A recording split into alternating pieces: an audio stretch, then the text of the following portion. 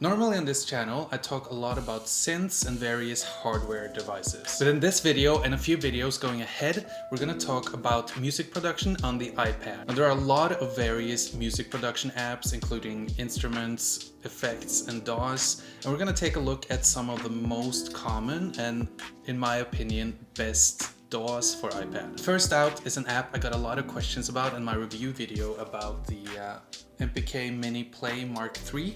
And in that video you see me loop a cover of As It Was by Harry Styles using the Loopy HD app. In this video we're going to take a look at its successor, the Loopy Pro app. Now the Loopy Pro has the same kind of loop-based interface as the Loopy HD app had, but in addition to that it also has full DAW capabilities, including a timeline, audio effects, the ability to route external instruments in, and way more customization abilities. And this is an extremely powerful app that I don't see used a lot, so I think it might be a little bit underrated. And in this video, we're gonna take a look at the app's standalone abilities, its ease of recording, its compatibility with other apps, and its built-in effects and features. So let's take a closer look. So this is the main interface right here. These rings represent loops, and each color represents sort of a different track. By pressing a loop, you start recording. And obviously now it's just using the internal microphone of the iPad, which doesn't really work great if you're gonna record other instruments or if you don't want feedback. So let's stop this loop. You start recording, which doesn't. So now you can hear my voice, and then I just wanted to clear it. So this will be the main recording interface. Then what you have, which is different from the Loopy HD, is that you have more controllers and mixers and sliders. And you'll find those by going in this corner here, you see this little symbol. And here you see separate channel controls. So here on these different tracks, you can notice that there are different colors assigned, meaning that if you are recording something on the orange loops, you will be controlling these loops using the orange channel right here. You can also change colors for each track, and likewise, you can change colors for each loop as well. Now you can notice this input channel, so you can see it goes up and down while I'm talking. And right here you see a little bar containing all of the various colors. So that means that if I record something using any of these loops, it will use this input channel as an input to the loop. However, if you set up more instruments and more inputs, like we'll do later, you can assign this to a specific color. Say we only want to record to the blue channel, and now you can notice if I press the orange, it says no inputs. However, if I press the blue, we can record my voice again. We can record my voice again. We can record my. So that way you have full control over your various loops and channels, and it's very easy to assign. So that was the main loop-based interface. But then you also have, if you look at this symbol right here, you have a normal timeline, like you're used to from other DAWs like Logic Pro, Ableton Live, Reaper, and so on. Okay, so let's try and record something. I'm gonna use some acoustic instruments, so I'm gonna need an audio interface.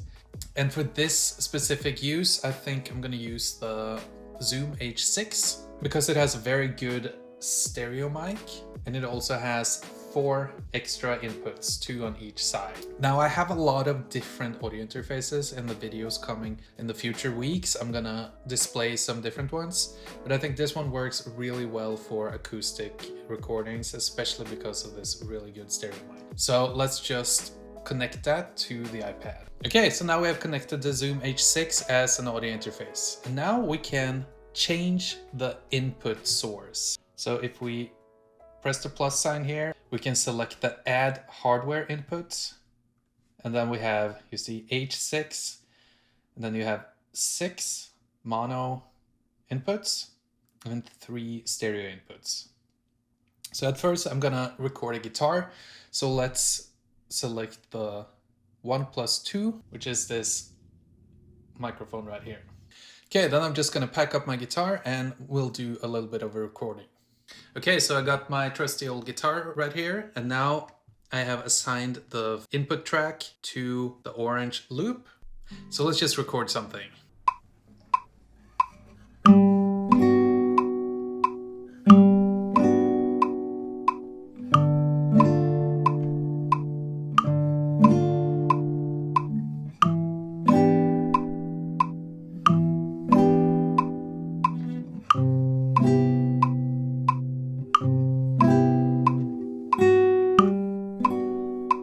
And there we have our main loop going. Next, I'm gonna add another instrument. So I'm gonna add this kalimba right here. So now the kalimba is added. So now we can add another hardware input. We'll do that again by pressing here. And this will be on channel 5. We'll put that on the yellow.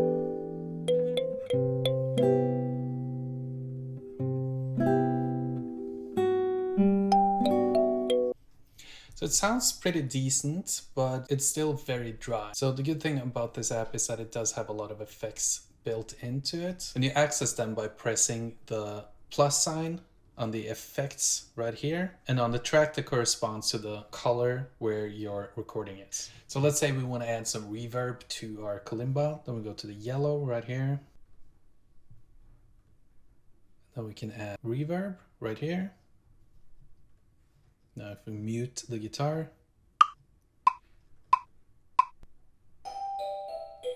we can hear we have a little bit more reverb. Then we can tweak it. See if we do the cathedral. See, we have a very extreme reverb. We can do that, but turn down the wetness.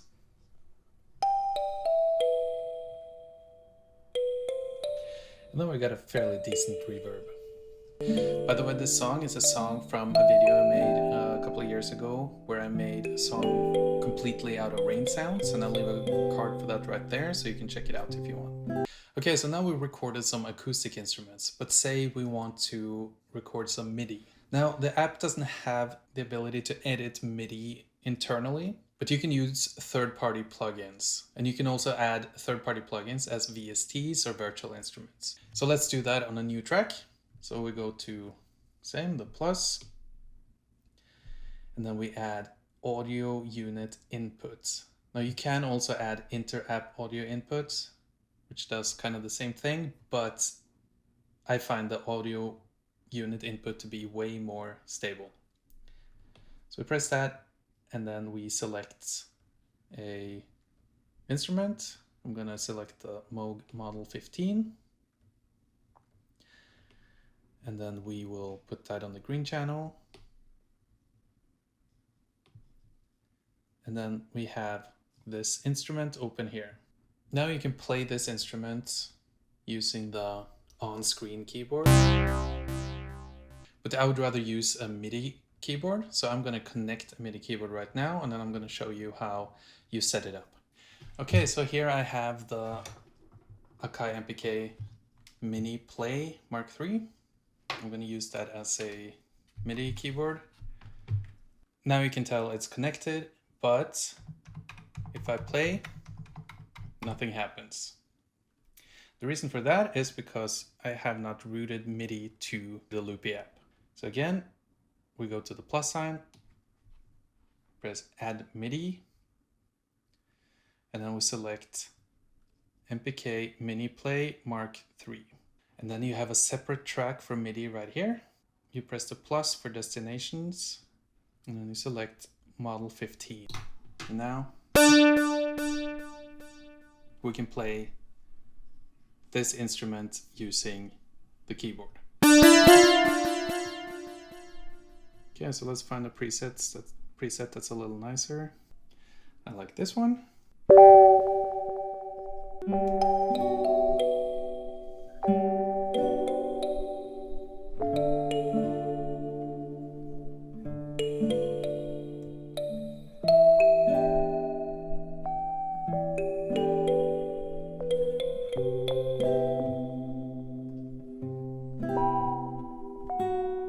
Okay, and then finally, I'm just gonna add some drums.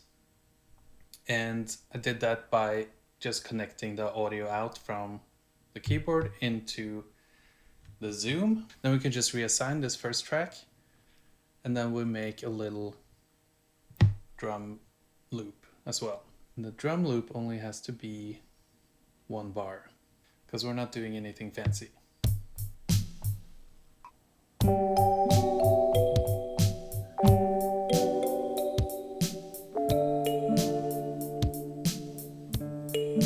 And there we go. Let's add some filter to those drums.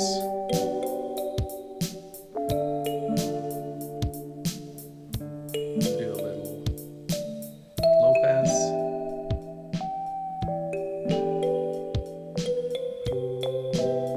There we go. Cool. But what if we want to arrange all these loops into a song? Well, that's where the timeline feature comes in handy. And you find the timeline feature right here in the corner. And this is what it looks like. And this is probably more familiar to most people.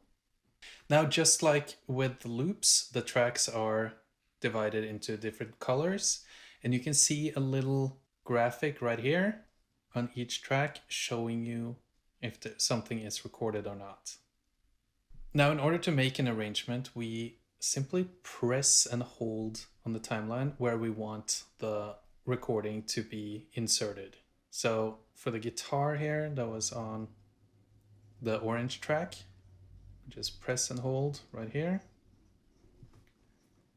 And that way we can easily make an arrangement just by pressing and holding. So we have the kalimba here.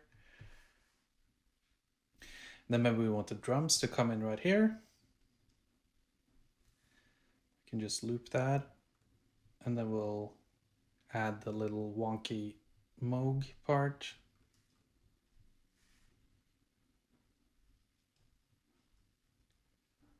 Like that. And then we have a very simple, quick arrangement.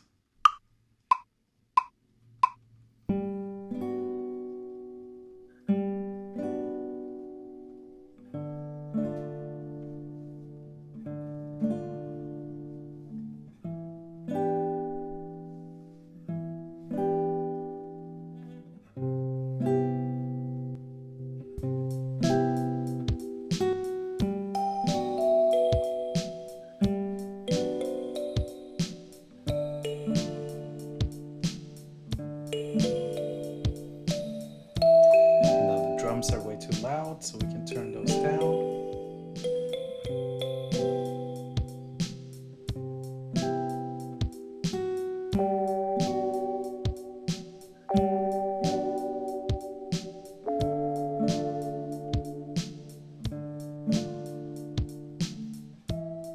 And just like that, we have a little arrangement. And from here, you can export it into stems or as a master file or whatever you need. So I think one of the strengths of this Loopy app is that with a little bit of planning, you can assign various lengths to various loops, and you can live perform a loop-based song. Now this was obviously just a little overview of the Loopy app, but please do let me know in the comments if you have any more questions about this, and I will answer to the best of my ability. And please also give me suggestions for other DAWs for iPad that I can look at and maybe create a video about. So thank you for watching. Please leave a like. It always helps the channel so much.